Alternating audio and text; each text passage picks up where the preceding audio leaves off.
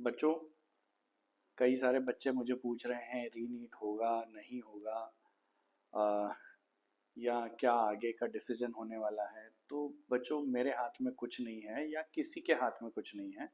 ये जो भी है सुप्रीम कोर्ट की तरफ से जब भी ऑर्डर रिलीज होगा तब की बात है। बहुत सारे लोग डिटेक्ट हुए हैं अलग अलग राज्यों में, लगभग 5 राज्य है जहाँ से अलग अलग माफिया लोग पकड़ाए हैं। तो ऐसा लगता है कि पेपर जो है वो बड़े लेवल पर लीक तो हुआ है। अब पेपर बड़े लेवल पर लीक हुआ है तो अब आगे का क्या डिसीजन होना है वो तो माननीय सुप्रीम कोर्ट ही डिसाइड करेगी। सर्वोच्च न्यायालय जो है वही डिसाइड करेगी कि आगे क्या होना है, रीनीट होनी है या नहीं होनी है। लेकिन मैं आपसे एक ही चीज़ कहूँगा कि जब इतनी सारी चीज़ें हो रही है तो एटलीस्ट आप अपने लेवल पर थोड़ा थोड़ा पढ़ना स्टार्ट करें। और उसमें ये करें कि सपोज दैट मान लो कि सुप्रीम कोर्ट जब ऑर्डर रिलीज कर रहा है कि हाँ मान लो कि नीट फिर से होगा, तो एटलीस्ट वो हमें 20 से 25 दिन तो देगा। लेकिन आप प्रैक्टिकली सोच के देखिए कि क्या 20 से 25 दिनों में वापस आप फिजिक्स, केमिस्ट्री, जूलॉजी, बॉटनी जैसे चारों सब्जेक्ट्स क्या वापस से अच्छे से रिवाइज कर पाएंगे? आपके लिए बहुत मुश्किल हो जाएगा। इसीलिए मैं आपसे एक ही चीज़ कहूँगा कि सुप्रीम कोर्ट जब भी ऑर्डर दे रीनीट के लिए, that is the other thing.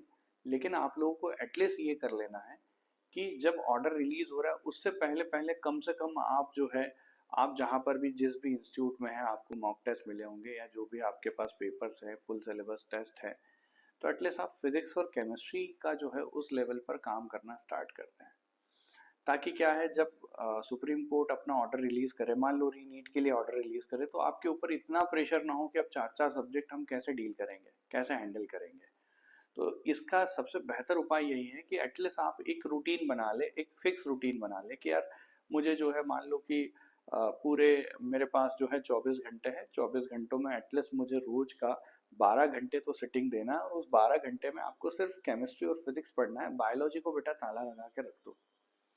ये तब देखेंगे जब रीनीट का जब आएगा कि हाँ रीनीट होने वाला है, तो उस केस में हम बायोलॉजी पर बिल्कुल फोकस कर देंगे। लेकिन अभी हमारे पास इतना टाइम है कि हम लोग क्या है, केमिस्ट्री और फिजिक्स जैसे सब्जेक्ट को काफ़ी हद तक कंट्रोल कर सकते हैं, मैनेज कर सकते हैं। बाद में थोड़ी दिक्कत होगी बेटा, बाद में उसको मैनेज करना बहुत मुश्किल काम हो जाएगा।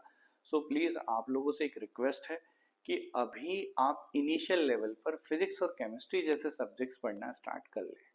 आपके पास जो भी टेस्ट पेपर्स है या जो भी है, और उसको पढ़ने का सबसे बेस्ट तरीका ये है बेटा, आप क्वेश्चंस के थ्रू थ्योरी कवर करें। जब आप ऐसा करेंगे तो क्या होगा, एफिशिएंटली और साथ में इफेक्टिवली आपकी स्टडी होगी, स्कोर बढ़ने के चांसेस और ज़्यादा बढ़ जाएंगे। यदि आप सिर्फ थ्योरी को रिवाइज करेंगे तो ये बात है कि स्कोर बढ़ने के चांसेस मिनिमम होते हैं।